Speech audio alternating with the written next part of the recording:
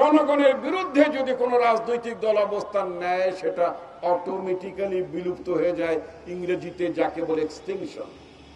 আওয়ামী লীগ ভুল রাজনীতি করেছে, আওয়ামী লীগ মানবতার বিরুদ্ধে অপরাধ করেছে, গণতন্ত্র হত্যা করেছে, লুটপাট করেছে, জনগণের বিপক্ষে অবস্থান নিয়েছে, বাংলাদেশ রাষ্ট্রের বিরুদ্ধে অবস্থান নিয়েছে আওয়ামী লীগ।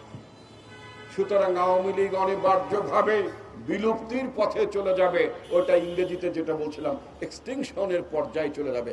আওয়ামী লীগ বলে কোন রাজনৈতিক দল যেমন মুসলিম লীগ ছিল না, একইভাবে ভবিষ্যতে বাংলাদেশে আওয়ামী লীগ বলে কোন রাজনৈতিক দল থাকবে না। এটা নিষিদ্ধ।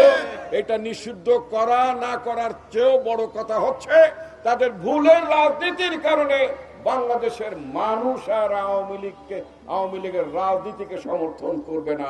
আওয়ামী লীগের রাজনীতি বাংলাদেশে ফিরে আসার কোনো সুযোগ নাই। আজকে আমি আরেকটি কথা বলতে চাই।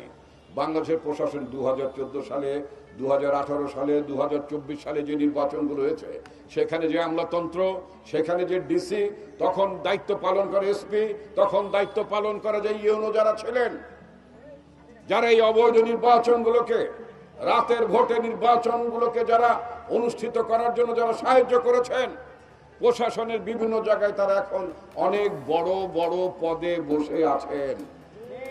আমি দেখতে পেলাম, পত্রিকায় দেখতে পেলাম তাদের অনেকেই নাকি প্রমোশনের জন্য খুব ঘোরাঘুরি করছে, দাবি দফা তুলেছে। আরে প্রমোশন তো দূরের কথা, 14 সালে কি আকাম করছো, 18 সালে কি আকাম করছো, 24 সালে কি আকাম করছো, সে আকামের জন্য জবাবদিহি করতে হবে। দুইজন ব্যক্তিকে কেবল ধরেছেন, নুরুল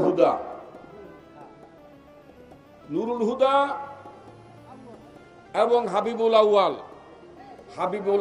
নুরুল হুদা দুইজনই কি অবৈধ নির্বাচন করতে পেরেছে? জনগণের ভোটাধিকার কেড়ে নিচ্ছে দুইজন মানুষ মাত্র। বাকিরা ওই ডিসি যদি সাহায্য না করতো, ওই রিটার্নিং অফিসার যদি বলতো, যদি সার্টিফিকেট না পাঠাতো যে নির্বাচনে 110% ভোট পড়েছে, এই কথা তো ডিসি এসপি যারা ছিল নির্বাচনের দায়িত্বে তারাই তো করেছে। তাদেরকে কারাগারের বাইরে রেখে, তাদেরকে প্রশাসনের চেয়ারে বসিয়ে শুধুমাত্র দুইজন ব্যক্তিকে সাজা দিলে আর গলায় জুতার মালা পরালে তো হবে না। সুতরাং প্রশাসনের মধ্যে আওয়ামী লীগের যে সমস্ত লোক ঘাপটি মেরে আছে, যারা 14, 18, 24 অবৈধ নির্বাচন করিয়েছে, শেখ হাসিনাকে ক্ষমতায় থাকতে যারা শেখ হাসিনাকে সাহায্য করেছে, তাদেরকে চাকরি থেকে বিদায় দিতে হবে এবং আইনের আওতায় আনতে হবে।